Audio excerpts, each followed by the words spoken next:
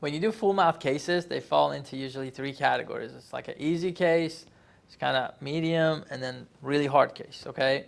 And what determines the level of complexity of a case depends on the patient's bite, their wear pattern, and their habits. You have to consider all of those at the same time and manage those with the patient's expectations, because someone could be really easy case, but if patient's expectations like crazy high and it's very difficult to achieve, you got to let them know how difficult that case is. The case I'm about to show you, I would call it in one of the most difficult cases, and the reason is the amount of wear the patient has and the compromises of as far as how many number of teeth they have left.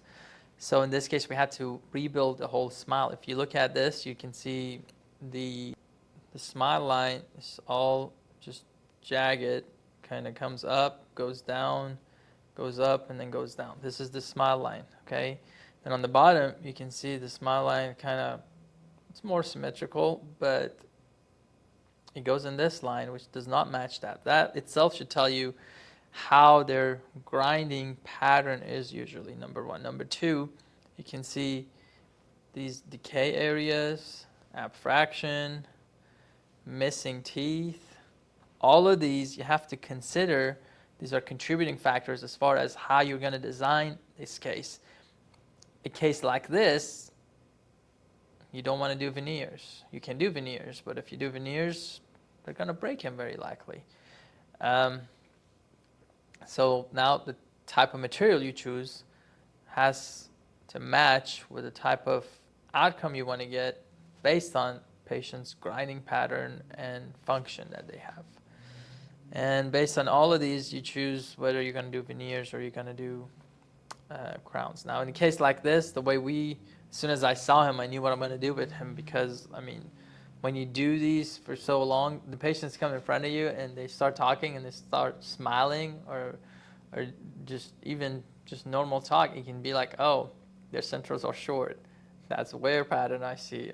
You just pick on those. Anyhow, in this case, we can gain length in 2 ways. So you can either add length to the bottom of these. That's one way of doing it.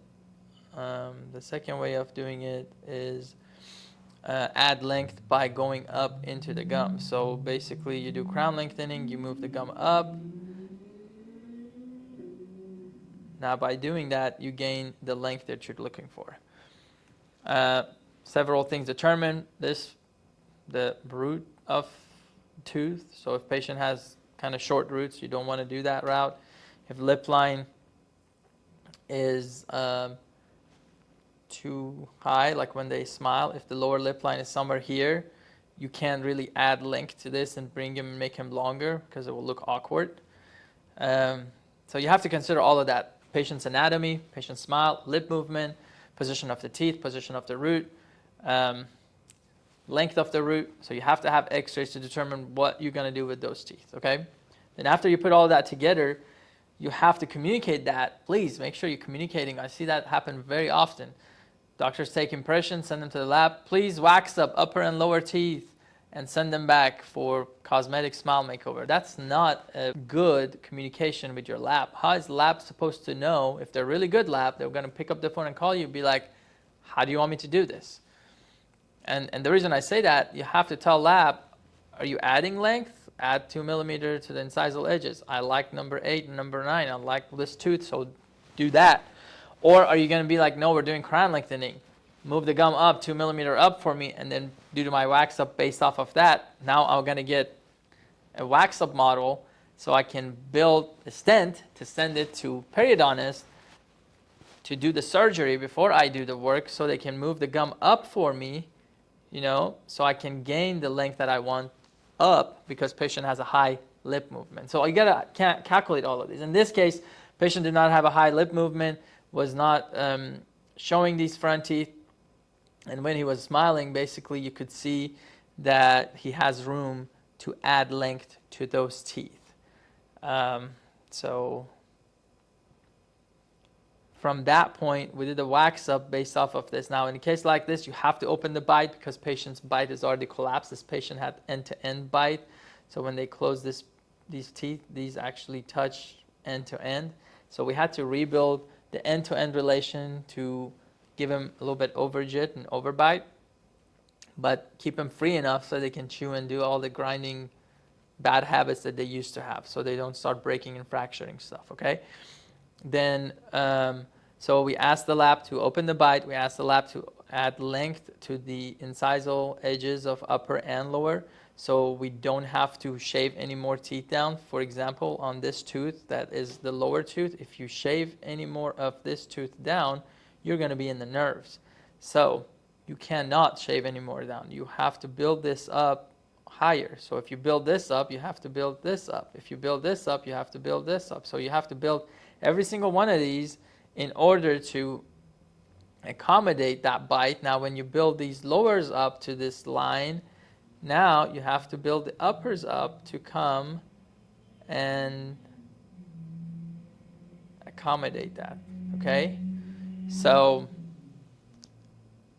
fast forward, after doing a good communication with the lab, we got the wax up, patient came in, we took models, sent them for wax up, verified the wax up is exactly what we want to do, schedule patient for treatment, patient comes in, we prep all the teeth, and now that wax up model that we have, that we've done our homework on, we're going to use that wax up as a guidance to make our temporaries. So patient walks out with the temporaries that day that are similar to the final. So when they walk out with those temporaries, you want to test them out. You bring them in probably the next couple of days or so. You check their smile first, aesthetically, make sure everything's good. Then functionally, you want to make sure everything's good, because on that day they're numb, so they might be hitting too heavy on the back or on the front. You might have anterior bite. Whatever it is, you got to check that before you move to final. Once you check that, you tell lab, I love these temporaries. You get some models, send it to them, be like, I love these temporaries, duplicate this for me, and then they duplicate it. So the results will be something like this. So you can see the gum is a little inflamed because of the issue with the habits that patient had. So you can see in this picture, this is the post right after we did the seat. So we took some pictures. The gum is not super healthy here, yes, but it looks so much better now. However, you can see the amount of length that we created on upper teeth and the amount of length that we created on the lower teeth. Those lower teeth were somewhere around here, the upper teeth were somewhere around here, okay? So you have to make sure, again, you communicate with your lab to build something like this before you start, because if you don't want to have surprises on the day of delivery. So once again, you can see these are the front teeth. You can see the length of anteriors, that length. So if we compare this with our full picture here, that's how much length we've gained. So to sum this up, when you do a big case like this, you have to consider all the factors that go into it in order to have a successful results. It's not just, hey, let's take impressions. Oh, I'm just going to prep a bunch of teeth. They're going to be a bunch of crown. I know how to do one crown, so I can do 10 crowns. It's like 1 times 10. No, now when you switch from doing tooth dentistry to a full mouth dentistry, it's a totally different ballgame. And you have to watch for all of these different criteria that can actually take a really bad turn into your results, and make sure you're watching for those beforehand. Like, this is important. When you look at this before picture and patient is like this, you have to have a plan. How am I going to build this bite and function up so patient can still chew, can function, can eat, but at the same time have a good length of the teeth? You know, you can't just send it and hope that they're going to get it and they can do all your job for you. So do your homework and always know your limits. If you've never done full mouth rehab, you definitely do not want to start with a case like this, because you're changing bite relation, you're opening video, and you don't want to mess with something like that. There's a lot of things that can go wrong that you should not be messing with it as your first case. So we're going to go back to this final picture. You can see the lining of the lip here goes all the way here, and then you see no teeth in this area. You can see a tip of these 2 teeth, okay? Now compare this with the final that we have. you can see a lot of teeth here, okay? There's a big, huge difference. Now, big factor here is you can see this lining matches that lining, which is super, super important building a case like this.